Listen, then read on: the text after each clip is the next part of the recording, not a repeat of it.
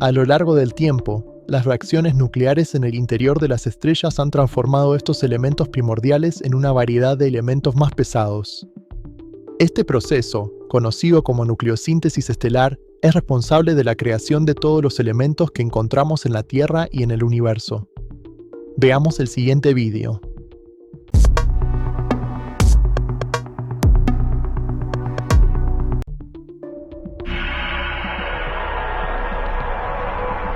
La explosión de una estrella surca el universo.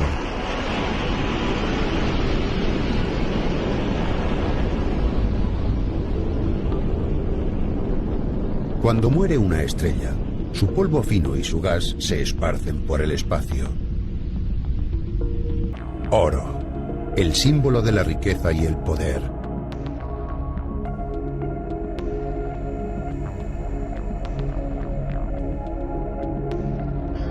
Su brillo imperecedero lleva siglos cautivándonos.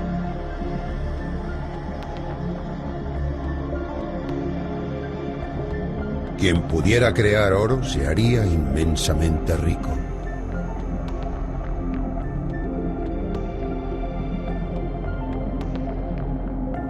Soñando con la riqueza, los alquimistas probaron incontables mezclas, creyendo que podrían sintetizar el oro y encontrar la piedra filosofal.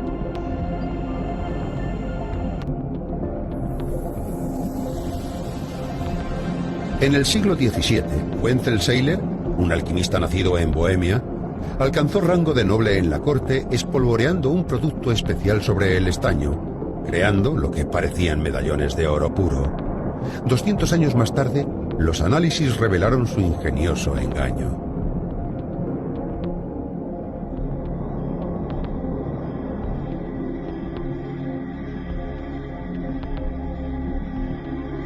Los alquimistas jamás consiguieron crear oro.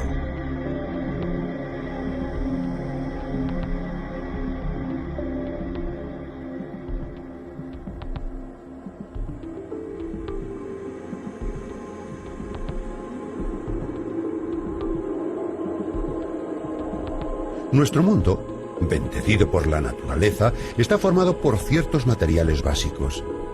Dichos materiales se llaman elementos.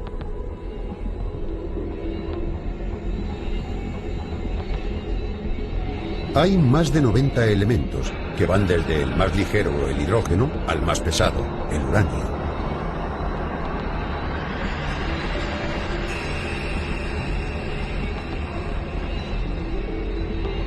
El oro es uno de esos elementos. Todo lo que hay a nuestro alrededor es resultado de su combinación. Hay unos 25 elementos que se consideran esenciales para la vida. Los alquimistas fallaron en todos sus intentos de crear elementos de forma artificial.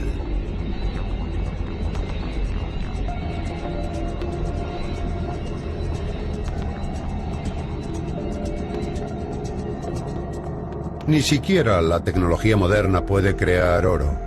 Para crear un elemento hace falta una energía asombrosa.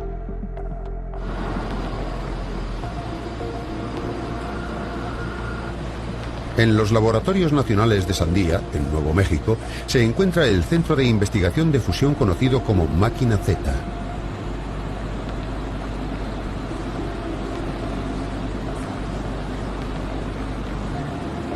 Este artefacto gigante de más de 30 metros de ancho es capaz de producir temperaturas y presiones asombrosas.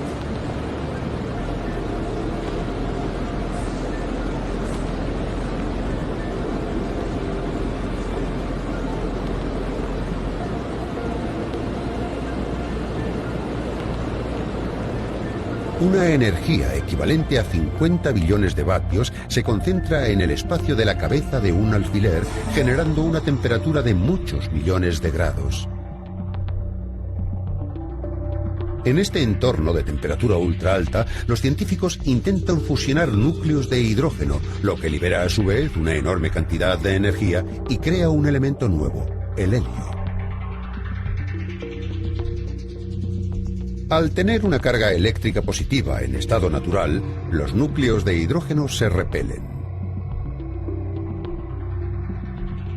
Obligarlos a que se unan y fusionen requiere una temperatura similar a la del núcleo del Sol.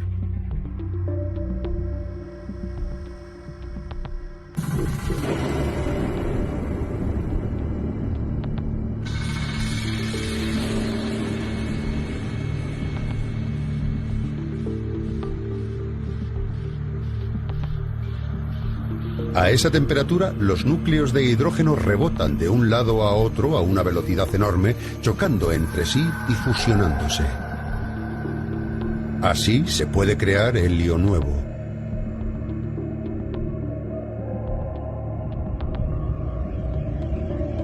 Esta misma reacción ocurre en el Sol. Su superficie arroja llamas enormes, mientras los núcleos de hidrógeno se fusionan en su corazón ardiente.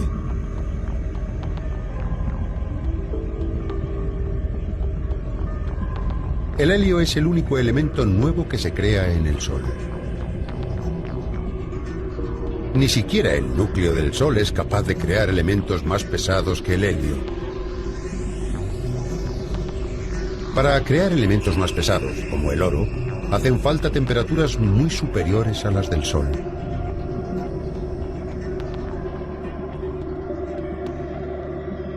¿Dónde y cómo se originó este oro que tanto atrae a la humanidad?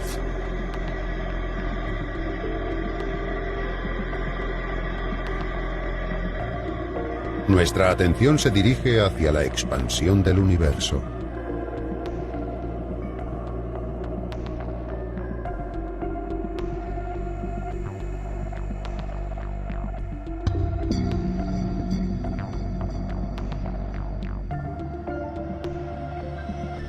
Una pista estaba escondida en los 7 colores del arco iris.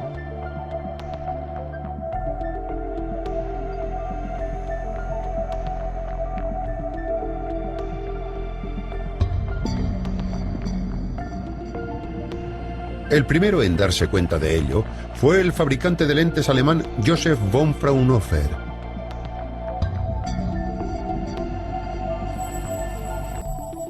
Fraunhofer dividió la luz en 7 colores, creando un arco iris en su laboratorio.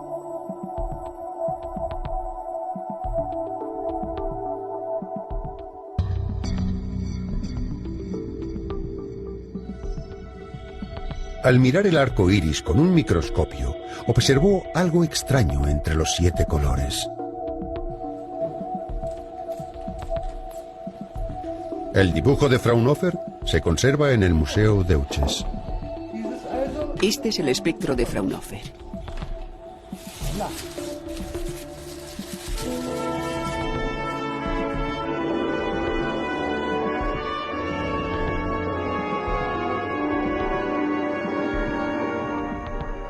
Este dibujo condensa 10 años de observaciones.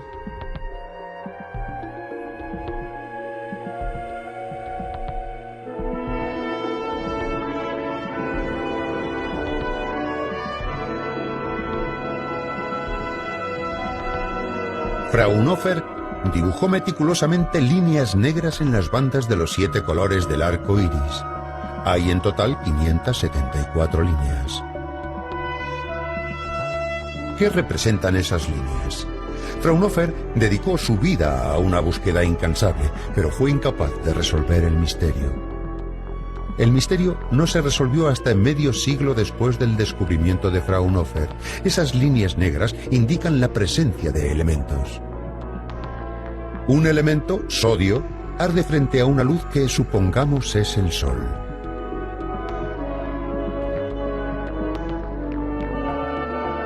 Observamos luz procedente de esa fuente, que ha pasado por la llama.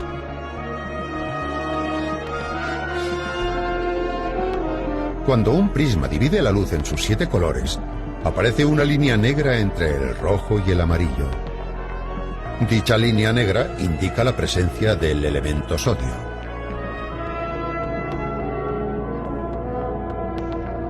En el dibujo de Fraunhofer aparece una línea en la misma posición que en este experimento.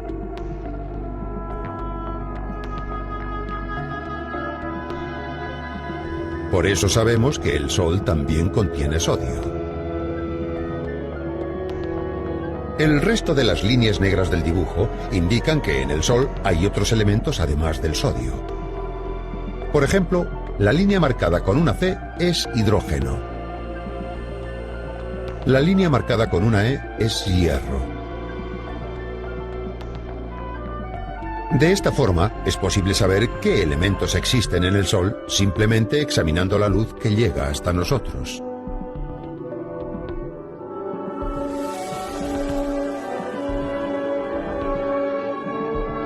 Estos son los resultados de la observación solar usando la tecnología más moderna. Las líneas negras que dibujó Fraunhofer se representan ahora de forma gráfica. Los diferentes picos del gráfico indican la presencia de elementos individuales. Esta porción indica oro. El gráfico nos muestra la gran cantidad de elementos que existen en el Sol.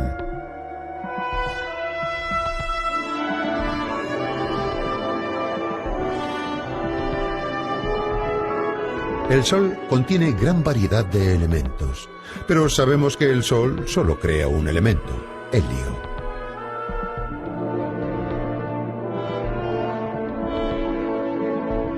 Entonces, ¿por qué hay tantos elementos en el Sol? ¿Existían todos estos elementos al comienzo del universo?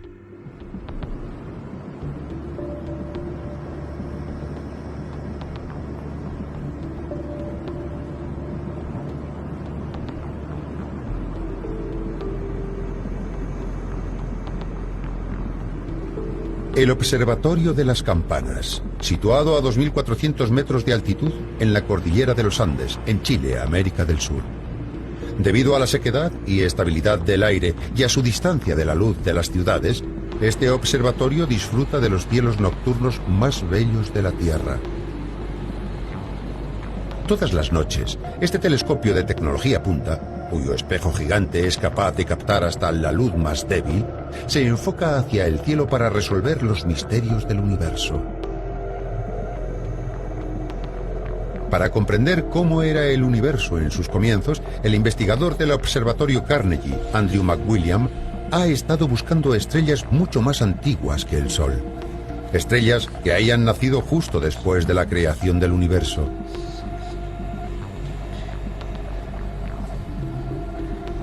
Se dio cuenta de que si podía encontrar tales estrellas, podrían revelarnos detalles del comienzo del universo.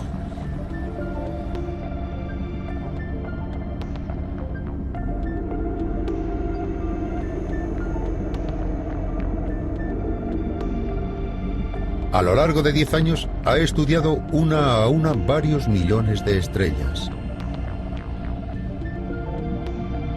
Finalmente, McWilliam encontró las estrellas que estaba buscando. Una de esas estrellas, muy distante del centro de la Vía Láctea y no especialmente destacada, figura en el catálogo de estrellas como CS 22892-052.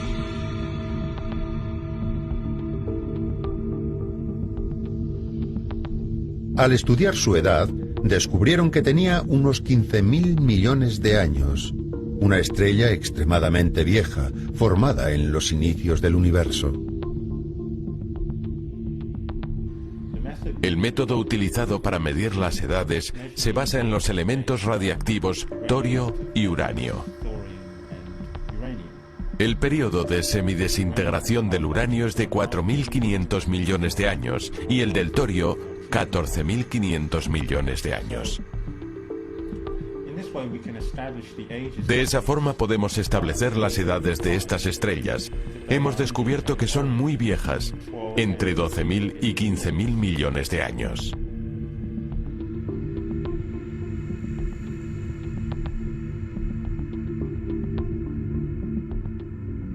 Cuando se examinó con detalle la luz procedente de estas estrellas, apareció un detalle extraño.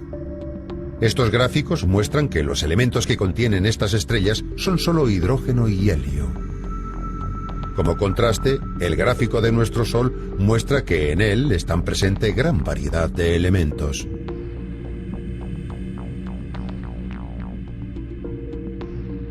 Vemos que, al contrario de lo que ocurre hoy, Al poco tiempo de formarse el universo, hace 15.000 millones de años, no había casi más elementos que el hidrógeno y el helio.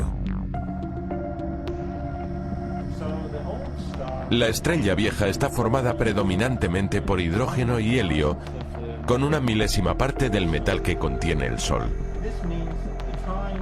Eso significa que en la época en que se formó la estrella, en la galaxia había una milésima parte del metal que se encuentra en el Sol.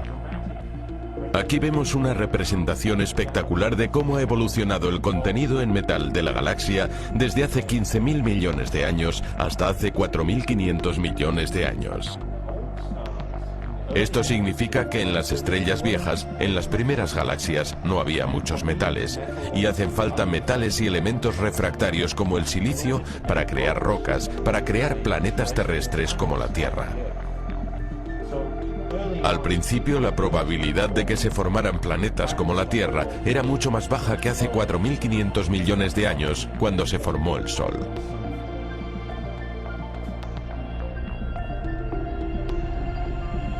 No siempre ha habido tantos elementos presentes en el universo.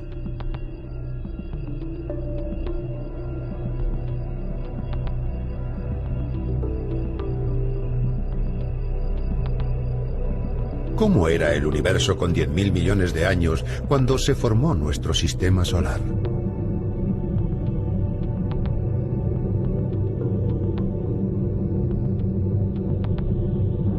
Hace 4.600 millones de años, nuestro sistema solar se formó gracias a la suma de una gran cantidad de polvo y gas.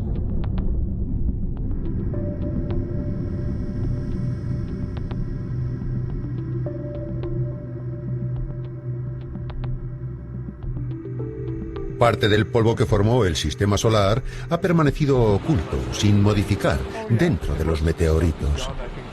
Ese polvo se analiza en el Instituto Carnegie de Washington.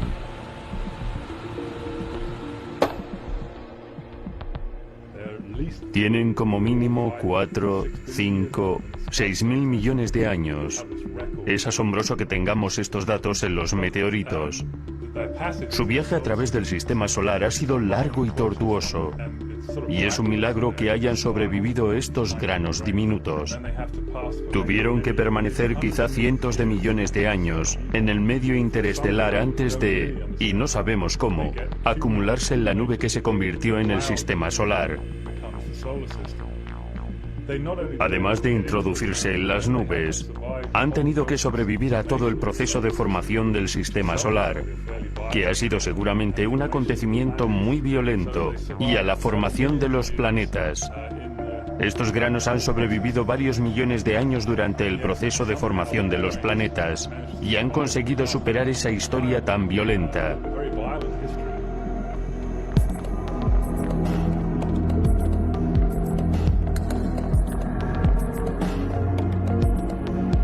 Al examinar el polvo, aparecen varios elementos. Este polvo es un cristal de silicio. Este polvo contiene hierro y níquel.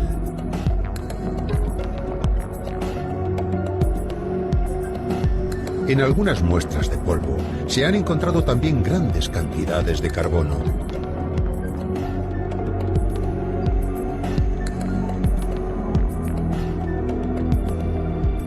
Cuando se formó el sistema solar, hace 4.600 millones de años, existían ya muchos elementos. ¿De dónde provenía este polvo? Su formación se ha analizado con gran precisión.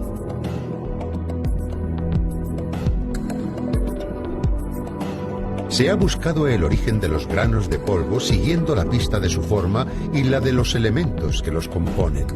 Son restos de una estrella que explotó al final de su vida, pedazos de al menos 30 estrellas diferentes.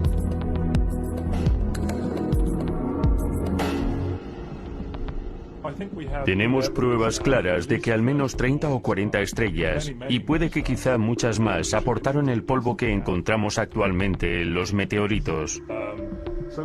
En los granos se aprecia un gran número de fuentes distintas por su masa, su edad y seguramente por la posición que ocupaban en su galaxia. Todo este material se unió de algún modo en una nube protosolar que formó posteriormente el sistema solar y finalmente a nosotros. Es un hecho asombroso.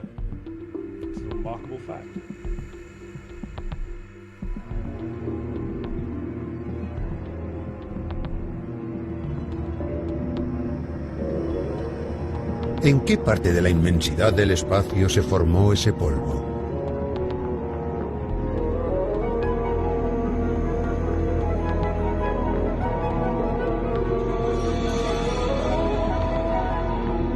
Los científicos han dirigido su atención hacia objetos conocidos como nebulosas planetarias.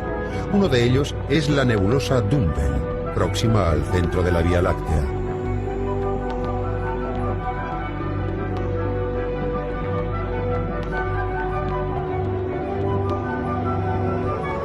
Su forma era apenas discernible y nadie sabía qué era cuando se descubrió hace unos 240 años. La mejora en las prestaciones de los telescopios ha mostrado que está formada por polvo y gas. Luego se descubrió que el polvo y el gas rodeaban a una estrella pequeña situada en el centro de la nebulosa.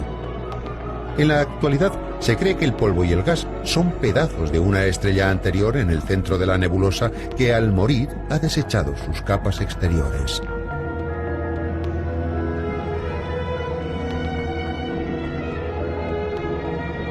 Esta es la nebulosa del Anillo, en la constelación de Lira. Son los restos de una estrella quemada, que en una época tuvo el tamaño del Sol.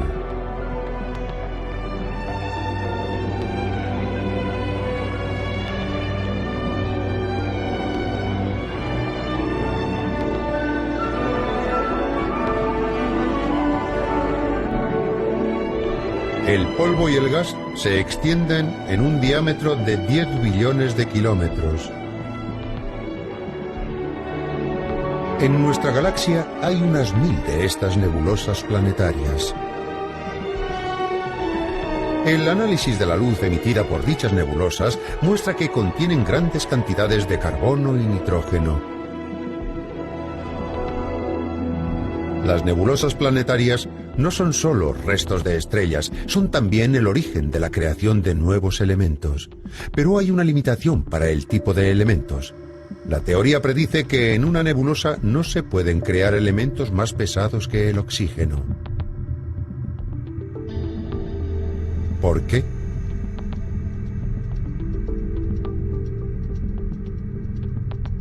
Se cree que la masa de las estrellas que forman nebulosas planetarias oscila entre una masa similar a la de nuestro Sol y 8 veces superior. La masa de la estrella afecta de manera enorme a los elementos que produce.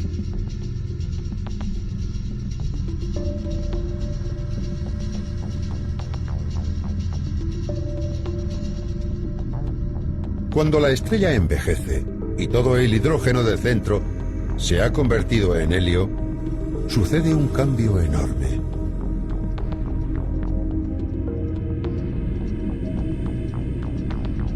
A medida que la temperatura del interior aumenta, la estrella comienza a expandirse y se convierte en lo que se llama una gigante roja.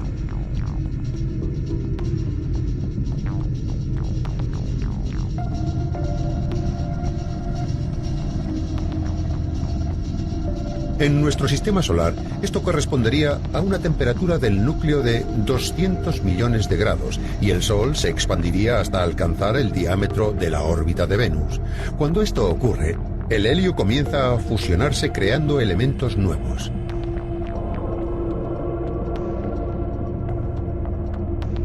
Se crea carbono.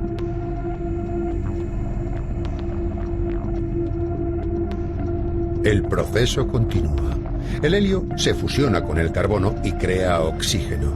Finalmente, la estrella se expande tanto que si fuera el Sol, se tragaría la órbita de la Tierra.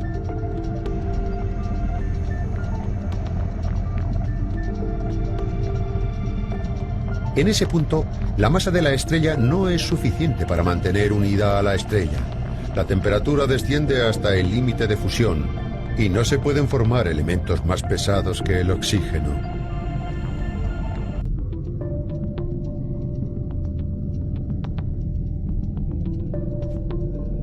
Así es como termina su vida una estrella y comienza a deshacerse.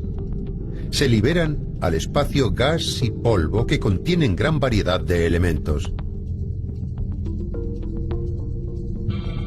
Las gigantes rojas pueden producir elementos hasta el oxígeno. Pero están muy lejos de crear elementos más pesados como el oro.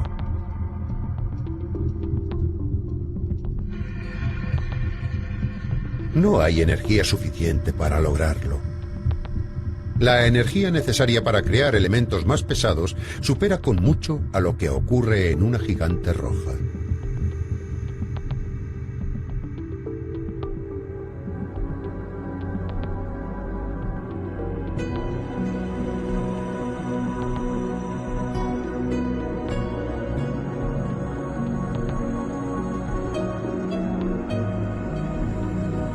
Varias estrellas especialmente brillantes iluminan el cielo de la noche. Antares, que brilla en el centro de Escorpio, es 3 veces mayor que una gigante roja. Betelgeuse en Orión es aún mayor, más de 60 veces el tamaño de una gigante roja. Los científicos creen que al morir una estrella así, libera mucha más energía que una gigante roja.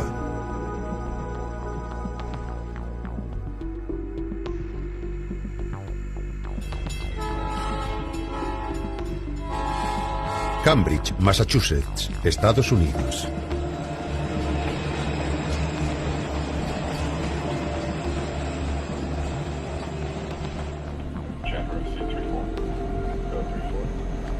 Esta es la sala de control del último telescopio de alta resolución de la NASA.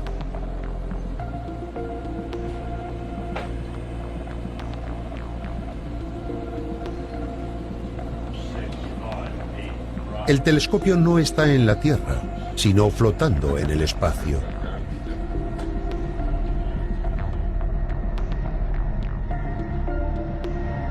El Observatorio de Rayos X Chandra comenzó a hacer observaciones en el año 1999.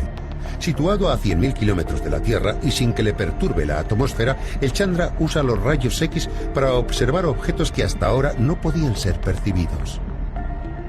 Los telescopios de rayos X se utilizan para observar objetos cósmicos de gran energía, como estrellas que explotan.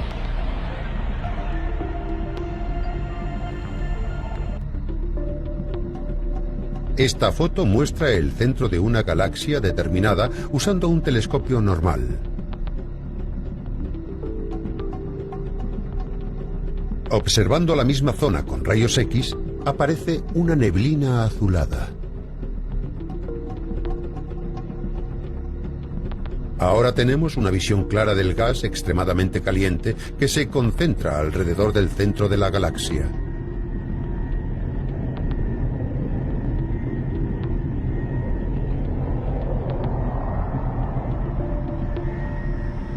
Chandra capturó los últimos instantes de una estrella gigante. La constelación de Casiopea es conocida por su forma de W.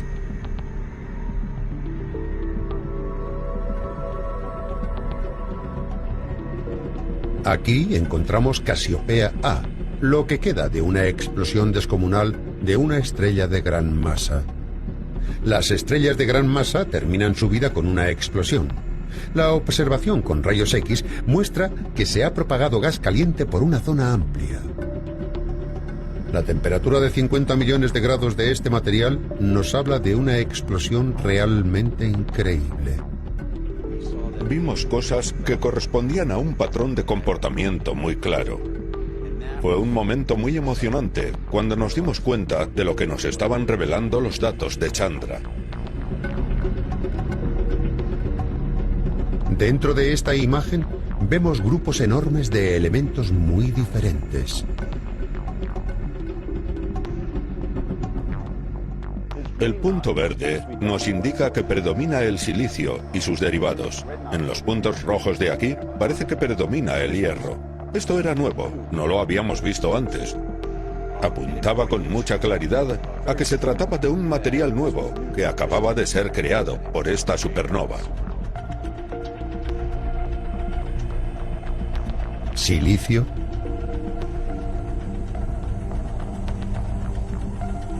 hierro, calcio.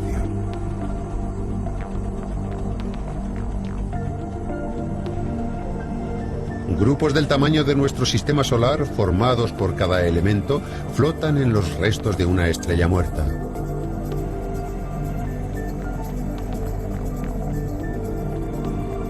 Se han creado enormes cantidades de elementos demasiado pesados para ser generados por las gigantes rojas. Los detalles del mecanismo que produce estos elementos han quedado mucho más claros recientemente. Hace 1 millón de años aproximadamente, la estrella precursora de Casiopea A estaba al final de su vida.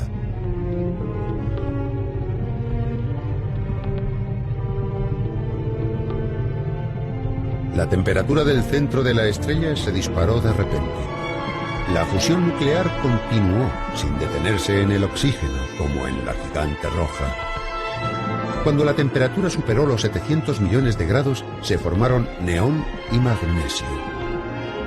A 3.000 millones de grados, silicio, azufre, argón y calcio. Luego, a 5.000 millones de grados, se creó hierro.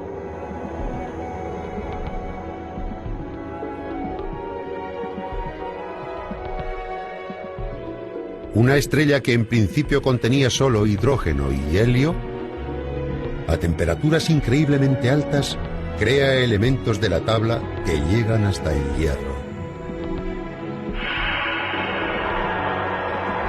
A continuación, hubo una explosión auténticamente enorme.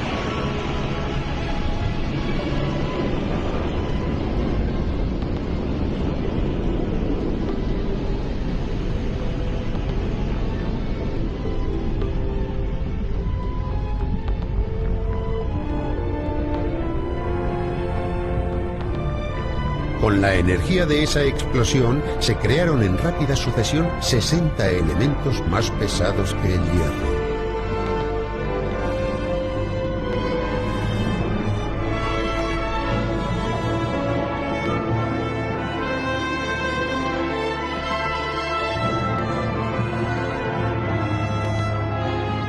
Los elementos recién creados forman polvo y gas y viajan por el espacio a una velocidad enorme de varios miles de kilómetros por segundo. Ya existen los 90 elementos que forman el mundo. Resulta sorprendente que todos los elementos de la Tierra que nos interesan, absolutamente todos, como por ejemplo el hierro, el silicio para los microchips, el oxígeno que respiramos, todo se produzca en las estrellas y luego sea lanzado al espacio interestelar. Todos los materiales pasan por un increíble proceso, desde su creación hasta que aparecen en nuestro planeta. Sinceramente, lo encuentro asombroso. Realmente, no deja de sorprenderme.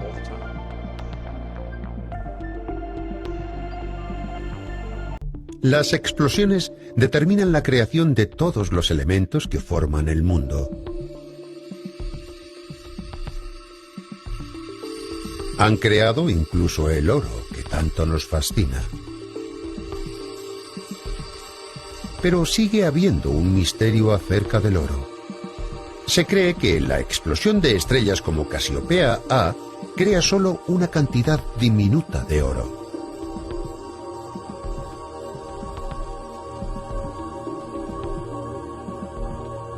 Parece difícil que todo el oro del universo provenga solo de las explosiones. Algunos científicos creen que quizá haya zonas en el universo donde la energía supera con mucho a la de las estrellas que explotan.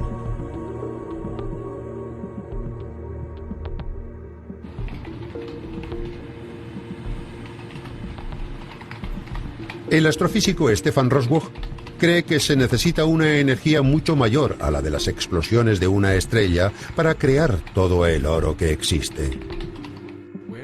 ¿En qué lugar del universo sucede? La gente se pregunta cuándo pudo suceder esto. Entre los escenarios que se proponen está la supernova. Pero para que acontezca una explosión semejante, hacen falta condiciones muy especiales de temperatura y densidad, las cuales es muy difícil que coincidan.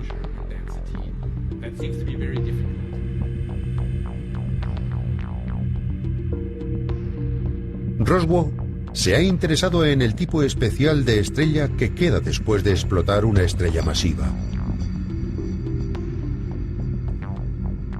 Esta es la nebulosa del Cangrejo en la constelación de Tauro. Es el remanente estelar de una estrella que explotó hace unos 950 millones de años. Se ha expandido hasta alcanzar 10 veces el tamaño de nuestro sistema solar y resplandece con un color brillante. En el centro del remanente es visible un punto blanco. Una explosión enorme provocó que el corazón de la estrella se comprimiera, creando una estrella especial, conocida como estrella de neutrones. Estas estrellas tienen un diámetro muy pequeño, de unos 10 kilómetros, pero están hechas de una materia tan densa que una sola cucharada podría pesar 1000 millones de toneladas.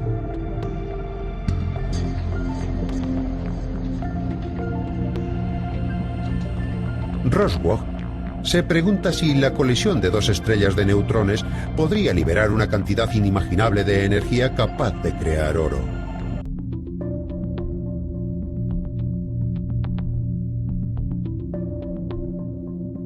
Ha utilizado un superordenador para simular un suceso así. Mientras giran una alrededor de la otra, dos estrellas de neutrones se aproximan lentamente.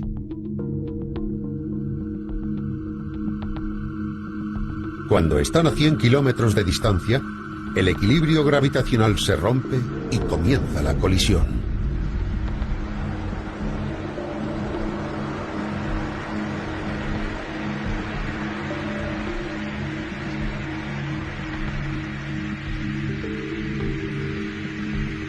La temperatura en el centro de la colisión es de 1 billón de grados.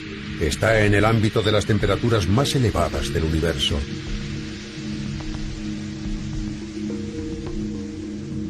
La materia que había formado las estrellas de neutrones se suelta formando un torbellino enorme que gira en el espacio. El oro se forma en los brazos de este torbellino. Las sustancias chocan con una energía tremenda, transformándose inmediatamente en oro. Luego se esparcen por todo el universo. Resulta muy interesante la idea de que las cosas que usamos en nuestra vida diaria, como el oro, el platino, los metales preciosos que usamos en joyería, puede que se hayan creado hace miles de millones de años en un escenario exótico.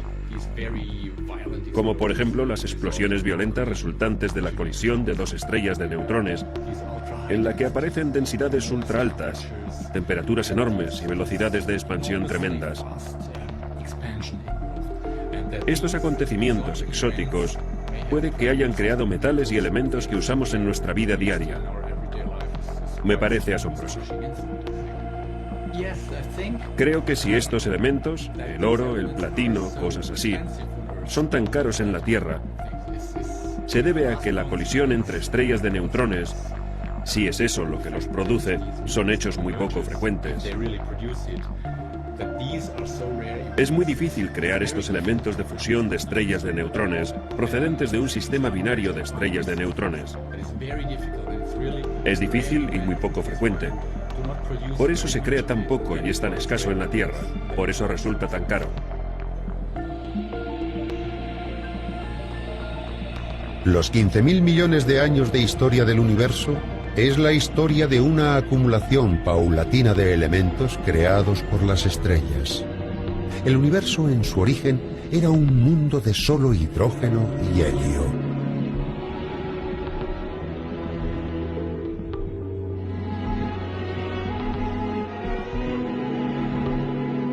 En algún momento, de pronto, nacieron montones de estrellas.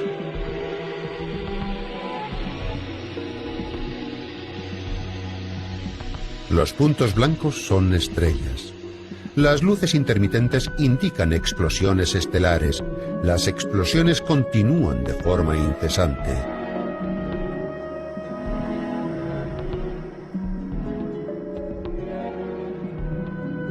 Este inmenso número de estrellas ha creado más y más elementos nuevos. Una nebulosa planetaria se expande despacio, luego se disipa de forma gradual. Estrellas gigantes explotan y vuelan en el espacio.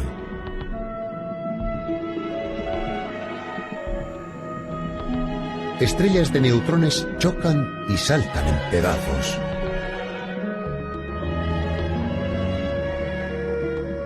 Todo contribuye al aumento enorme de elementos en el espacio. A través de la muerte de estas estrellas, el universo, en un tiempo compuesto solo de hidrógeno y helio, se ha visto enriquecido con multitud de elementos.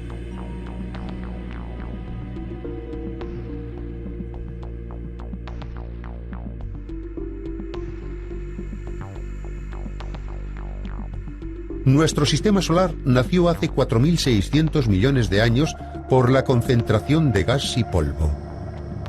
¿Cómo volvieron a unirse este gas y este polvo, formado por la explosión de estrellas y esparcido por todo el universo?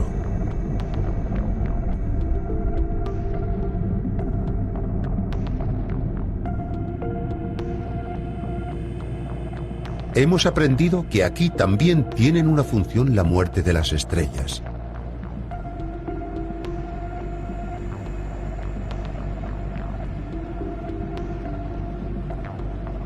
Este es el radiotelescopio Nanten de la Universidad de Nagoya, en los Andes chilenos. Nanten no es muy grande con sus 4 metros de diámetro, pero es el más sensible del mundo.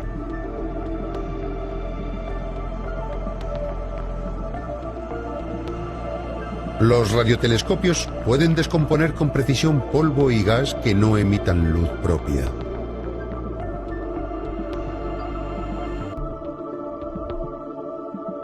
La extraordinariamente seca cordillera de los Andes es el lugar ideal para captar ondas de radio muy débiles procedentes del espacio.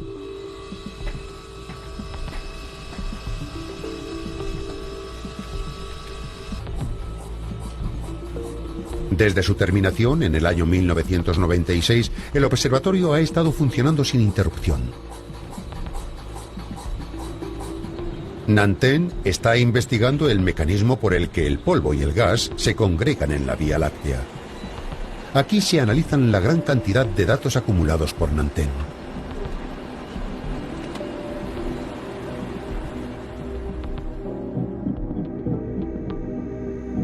Esta es la Vía Láctea tal como se ve desde el hemisferio sur. Veamos lo que ocurre cuando se superpone la imagen observada por Nanten.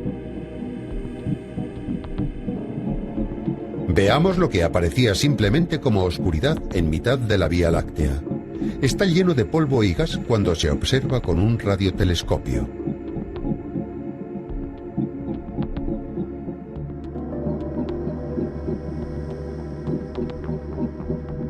La concentración de polvo y gas es muy alta en las zonas rojas de la imagen.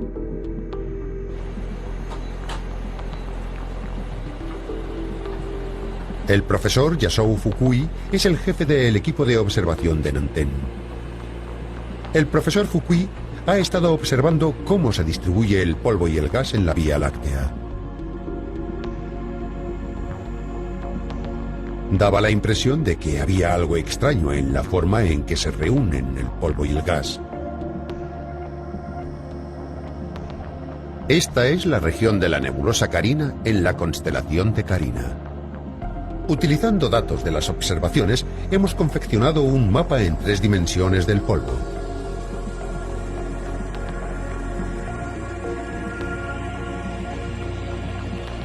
Las áreas de concentración de gas y polvo se corresponden a una superficie esférica, como la cáscara de un huevo. ¿Por qué se colocan de esta manera? El profesor Fukui opina que se debe a la explosión de estrellas. Imaginemos una explosión extraordinariamente potente, propagándose a gran velocidad por la Vía Láctea. Pero la Vía Láctea tiene todo tipo de gases ligeros, gases que existían antes de la explosión. La explosión comprime el gas ligero. Lo comprime miles o decenas de miles de veces hasta convertirlo en un gas enormemente denso.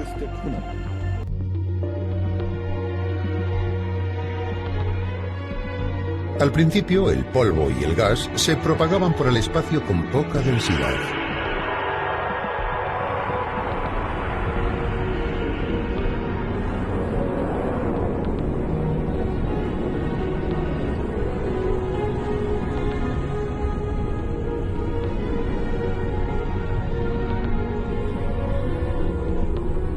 Luego explota una estrella. Cuando se produce la explosión, su energía crea una onda de choque de enorme potencia. La onda de choque comprime el polvo y el gas que hay flotando en el espacio. A medida que explotan estrellas, se van formando de manera gradual zonas de polvo y gas de mayor densidad. Las explosiones estelares sirven para reunir este gas enrarecido